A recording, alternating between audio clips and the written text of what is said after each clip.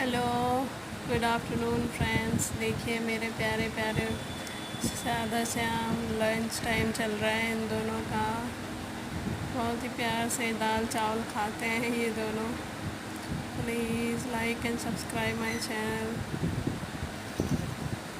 देखिए उड़ गया है वो, खाना पेट भर गया उसका। राधा बैठी है बड़े मज़े से, सब्ज़ी खा रही है।